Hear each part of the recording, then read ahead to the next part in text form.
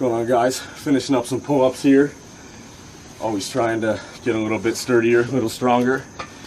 So some of the questions that I've got, one of the last ones that we received was something about confrontation and about how we deal with confrontation in our organization. Well, what I can tell you is there's two types of confrontation. There's positive confrontation, there's negative confrontation. Positive confrontation happens when someone who you have accepted as a peer is confronting you, trying to make you better. He's pressuring you, or he's giving you constructive criticism about something that he knows that you could be doing better.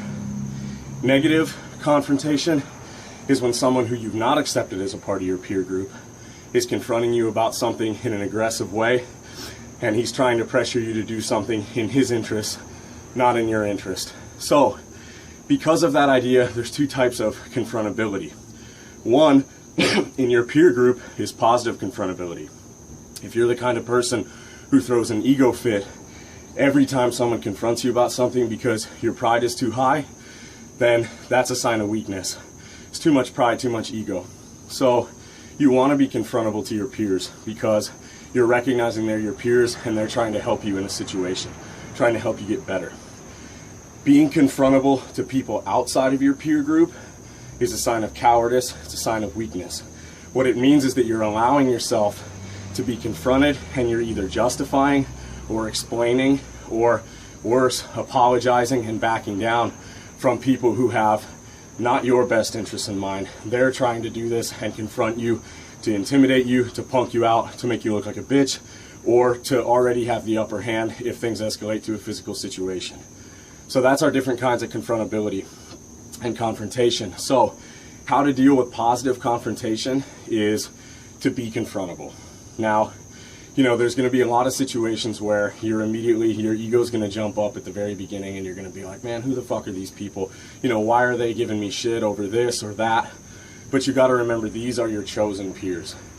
If they can't confront you, it means that you're saying you are not accountable to anyone.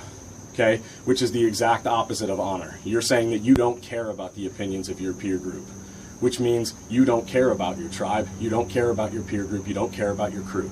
You only care about yourself, in which case you can go back to whatever Jack Donovan called it, like a lone tumbleweed of solitary violence or whatever, this stupid like man alone against the world, which it doesn't work out well in the end. So if you are dealing with confrontation outside of your peer group, if someone who is a potential opponent or enemy confronts you verbally or whatever, you shut it down immediately. This is one of the reasons why, you know, I don't recommend anyone do anything illegally, but you want to legally carry a firearm if you can, legally carry a blade if you can. Know how to use that stuff and know how to use these, because there is going to be situations, especially if you're affiliated with this whole thing. You know, so far people are only willing to call me a Nazi on the internet. If they call me that in person, it's cool, they can get some free dental work or they can test themselves against me, that's fine. But the fact is that confrontation is going to happen. And confrontation and confrontability sets a habit. If habitually when I am confronted, I start saying, hey, it's not like that, it's whatever, already you've lost. Already you're exhibiting signs of cowardice and weakness, and your opponent is going to smell that. I harp on this a lot too, guys, but confrontation on the internet is always negative confrontation. People are trying to bait you into a discussion where you will look fucking stupid no matter what you do, so stop. Arguing with people on the internet, unless it is a positive, like healthy debate or whatever, always makes you look weak, always makes you look stupid. You're wasting your time with it. So be confrontable to your allies, be absolutely unconfrontable to your opponents, and make sure you know how to handle yourself should that situation arise. Keep getting stronger, guys. I'm pulling for y'all.